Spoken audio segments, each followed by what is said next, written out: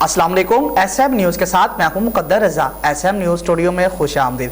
خبروں کا سلسلہ بڑھاتے ہوئے خبر شامل کرتے ہیں بھوآنہ سے۔ بھوآنہ اسسٹنٹ کمشنر میڈم اقرا مصطفی نے بھوآنہ اور جامعہ آباد میں لگائے گئے سستے سہولت بازاروں کا دورہ کیا اور وہاں پر اشیاء خود و نوش کی فراہمی قیمتوں اور کوالٹی کو بھی چیک کیا۔ اسی حوالے سے مزید تفصیلات بتا رہے ہیں ایس ایم نیوز کے نمائندے محمد افضل رمانہ۔ جی افضل، بتائیے گا کیا تفصیلات ہیں آپ کے پاس؟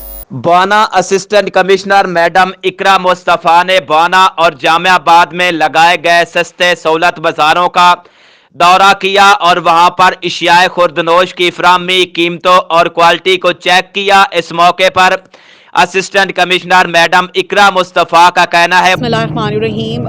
وزیر اعلیٰ کی ہدایت کے اوپر جو ہے اور حکومت پنجاب کا بہت اچھا انیشیٹو ہے کہ پورے پنجاب بھر میں جو ہے وہ سہولت بازار لگائے گئے ہیں، اور اسی ہدایات کی روشنی میں ہمارے تحصیل بھوآنہ کے اندر ہم نے 2 سہولت بازار لگائے ہیں۔ جیسے کہ آپ نے دیکھا بھی، آپ نے وزٹ بھی کیا ہے کہ یہاں پر جو اشیاء خورد و نوش کی چیزیں ہیں اور روزمرہ کی جو چیزیں ہیں، پھل ہے، سبزی ہے، وہ بازار کے ریٹ سے کم قیمت پہ دستیاب ہیں اور بہت اچھی کوالٹی میں دستیاب ہیں۔ اور اسپیشلی جو چینی ہے اور آٹا جو ہے، جیسے کہ چینی یہاں پر 82 روپیز میں مل رہی ہے۔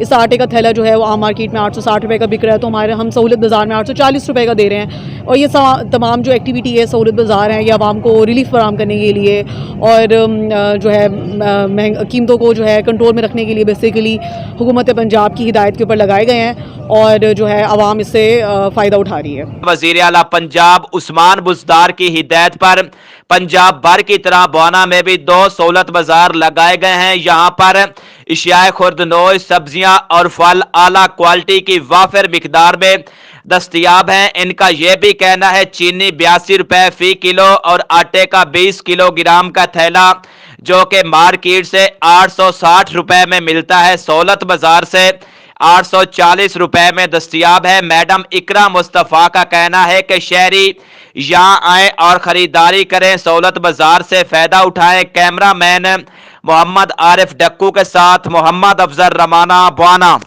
بہت شکریہ افضل، تفصیلات سے آگاہ کرنے کے لیے۔ مزید خبروں کے لیے دیکھتے رہیے ایس ایم نیوز۔